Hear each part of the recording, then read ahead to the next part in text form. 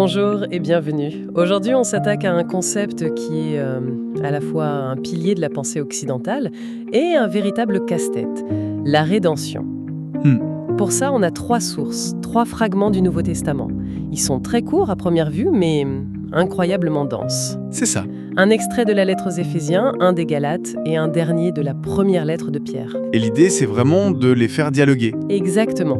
L'idée, c'est de faire parler ces quelques lignes pour voir ce qu'elles ont vraiment dans le ventre. Qu'est-ce que la rédemption, au fond? Comment ça fonctionne? Comment ça fonctionne, oui, quelle est sa mécanique? Et surtout, quelle est sa valeur? On va essayer de voir comment ces 3 pièces de puzzle s'emboîtent. C'est exactement ça. On a 3 éclairages très différents, en fait. Éphésiens nous donne en quelque sorte la définition de base. D'accord. Galates, lui, plonge dans le moteur, le comment ça marche. Et Pierre, de son côté, s'intéresse plutôt à la valeur et à la finalité de toute l'opération. Donc en les superposant, on devrait avoir une image plus complète. Normalement, oui. On devrait passer d'une idée un peu floue à quelque chose de beaucoup plus net, presque en 3 dimensions. Parfait. Alors, allons-y. Le point de départ, c'est Éphésiens chapitre 1, verset 7. Je cite, « En lui, nous avons la rédemption, par son sang, le pardon des péchés, selon la richesse de sa grâce. » La première chose qui saute aux yeux, c'est que la rédemption est mise sur le même plan que le pardon des péchés. C'est la définition de base, le titre en quelque sorte. La rédemption, c'est le pardon. Mais si le texte s'arrêtait là, ce serait un peu court. Ah oui, Ce qui est intéressant, c'est ce qui suit. Il y a 2 précisions qui semblent presque contradictoires. ah oui. D'un côté, le moyen, par son sang. Et de l'autre, la source, selon la richesse de sa grâce. Attendez, c'est là qu'il y a quelque chose qui me chiffonne. Dites-moi. Par son sang évoque un coût, un paiement, quelque chose de très cher. Dans l'imaginaire ancien, le sang, c'est la vie, donc c'est le prix ultime. Tout à fait. Mais la grâce, par définition, c'est un cadeau, c'est gratuit, immérité. Alors comment une chose peut-elle être à la fois un paiement très coûteux et un cadeau totalement gratuit? Oui, et cette tension est le cœur du concept. Ce n'est pas une contradiction, mais un paradoxe. Expliquez-moi ça. Le texte ne dit pas que c'est gratuit dans le sens où ça n'a rien coûté. Il dit que ça a coûté un prix infini, mais que ce prix, il n'a pas été payé par celui qui reçoit le bénéfice. Ah, d'accord. La gratuité est du point de vue du bénéficiaire. Exactement. C'est l'union de ces 2 idées qui donne au concept tout son poids. Si ce n'était qu'un paiement, ce serait une simple transaction. Logique? Et si ce n'était qu'un cadeau sans coût, il pourrait sembler « oh, bon marché », un peu léger. Le fait que ce soit un cadeau inestimable qui a coûté la vie de celui qui l'offre, c'est ça, la puissance de l'idée. Donc le mot sang, il ne faut pas le prendre au premier degré, comme une image un peu gore. Non, pas du tout pour les auditeurs de l'époque. Pour eux, le sang, ce n'est pas une image macabre, c'est le symbole de la vie elle-même qui est donnée. C'est plus une métaphore. C'est la métaphore du coup ultime, de l'engagement total qui scelle une alliance, un pacte. Pensez-y comme la signature la plus personnelle et la plus engageante qui soit. D'accord. Donc ce premier texte nous dit « La rédemption est un pardon, et ce pardon est un cadeau pour nous. Mais il est né d'un sacrifice immense. » D'accord, le quoi est clair. C'est un pardon gratuit, mais qui a coûté très cher. Mais ça ne nous dit pas comment ça fonctionne. Comment un sacrifice peut-il concrètement effacer ce que le texte suivant appelle une malédiction? C'est toute la question de la mécanique. C'est ça. Et c'est là que le passage des Galates devient fascinant et franchement assez radical. On y vient. Galates 3,13. Christ nous a rachetés de la malédiction de la loi, étant devenu malédiction pour nous. C'est une phrase d'une audace folle. Le terme malédiction de la loi est déjà assez fort. Ça peut sonner un peu médiéval, non? Qu'est-ce que ça veut dire concrètement? Il faut imaginer la loi, non pas comme un code pénal, mais comme un système parfait, un idéal de comportement. D'accord, un standard impossible à atteindre. Voilà. Et le problème, c'est que personne n'est capable de le suivre à la perfection. La malédiction, c'est la conséquence logique et inévitable de cet échec. C'est comme s'inscrire à un examen impossible, où la note d'échec est la norme. C'est une bonne image. La malédiction, c'est cet état d'échec programmé, cette dette qui s'accumule inévitablement. D'accord, donc c'est l'échec intégré au système, et c'est là que la deuxième partie de la phrase intervient. Étant devenu malédiction pour nous. Et là, je dois avouer que ça change tout. On ne parle plus de quelqu'un qui paye une amende à notre place. Non, on est au-delà de ça. Le texte ne dit pas qu'il a subi la punition de la malédiction. Il dit qu'il est devenu la malédiction elle-même. C'est une idée presque choquante, non? C'est ça. C'est comme absorber un poison pour sauver quelqu'un d'autre. Il ne combat pas le mal, il l'incarne pour l'annuler. C'est exactement ça. Et c'est une idée vertigineuse. Le mécanisme n'est pas celui d'un paiement, mais d'une substitution existentielle. Une substitution existentielle. Il ne se contente pas de régler la dette, il prend la place du débiteur, il endosse son identité de maudit, pour que l'autre puisse en être libéré. On passe d'un modèle juridique à Un modèle sacrificiel, tout à fait. Pour être sûr de bien comprendre, on passe d'un modèle de tribunal, où une dette est annulée par un juge, à un modèle presque d'autel, où une vie est donnée en échange d'une autre. C'est ça l'image. C'est une excellente façon de le formuler. Le tribunal, c'est le cadre de la loi et de sa malédiction. Mais la solution n'est pas trouvée à l'intérieur de ce tribunal. Elle vient d'un autre domaine, celui du sacrifice, qui vient en quelque sorte absorber et satisfaire les exigences du tribunal d'une manière totalement inattendue. Ce n'est pas une annulation de la justice? Non, c'est son accomplissement par une voie radicalement différente. C'est beaucoup plus profond qu'un simple pardon. C'est un transfert, une transformation complète. On a donc le cadeau coûteux d'Éphésiens et maintenant la substitution radicale de Galates.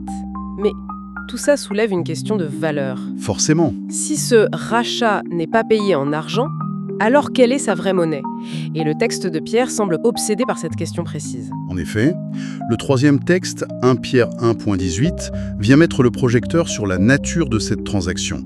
Il dit, je le lis, « Sachant que ce n'est ni par des choses périssables, par de l'argent ou d'or, que vous avez été rachetés. » De la vaine manière de vivre que vous aviez hérité de vos pères, mais par le sang précieux de Christ. L'opposition est frontale. Très clair. L'auteur met d'un côté l'argent ou l'or, symbole de la plus haute valeur matérielle, et de l'autre le sang précieux. Pourquoi insister autant là-dessus? Parce que la nature de la monnaie définit la nature de ce qui est acheté.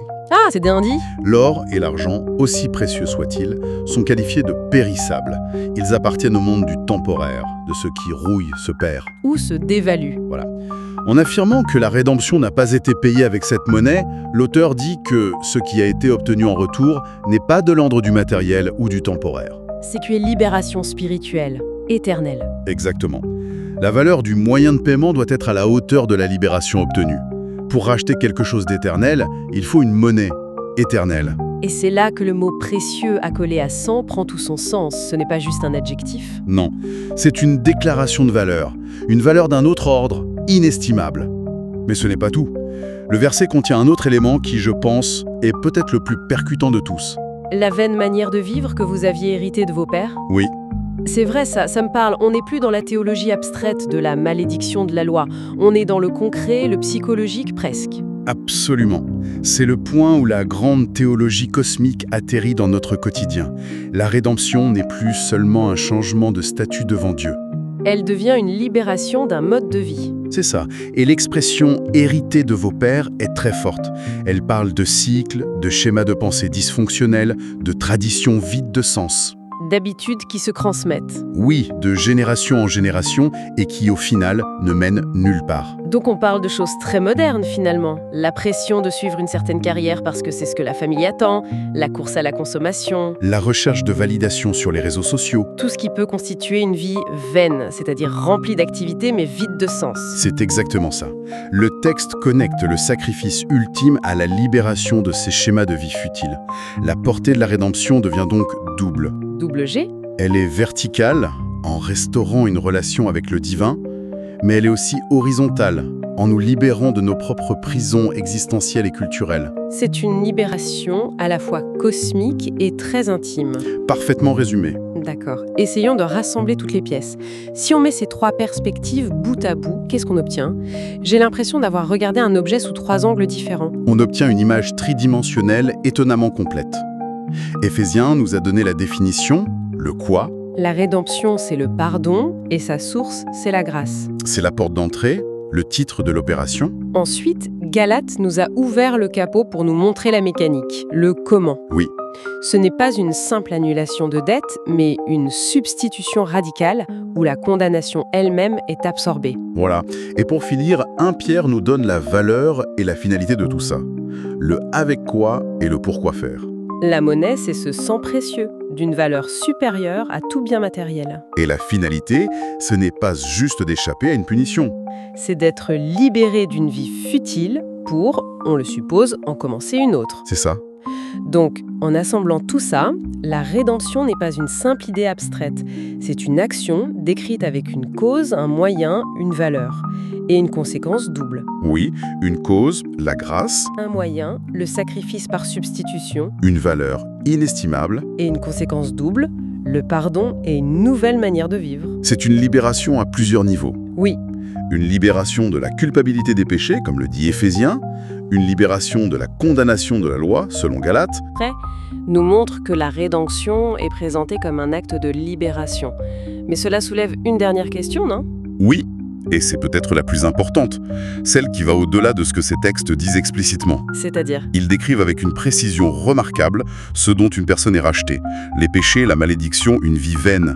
Le point de départ est très clair. Mais le point d'arrivée l'est beaucoup moins. La libération d'une prison est une chose, mais la destination, une fois qu'on est dehors, en est une autre. Exactement. Et ces extraits sont assez discrets sur ce pourquoi on est racheté. La question qui reste en suspens est donc la suivante. Si l'on est libéré d'une vie vaine, À quoi ressemble, en contraste, une vie pleine ou une vie rachetée? Qu'est-ce qui vient remplacer cette vaine manière de vivre héritée des pères? Ces textes ouvrent la porte de la prison de manière spectaculaire, mais ils nous laissent sur le seuil, sans nous décrire en détail le paysage qui s'offre à nous. une excellente question pour continuer à réfléchir. Ils fournissent le début de l'histoire, mais laissent à chacun le soin d'écrire la suite. Merci d'avoir suivi cette analyse.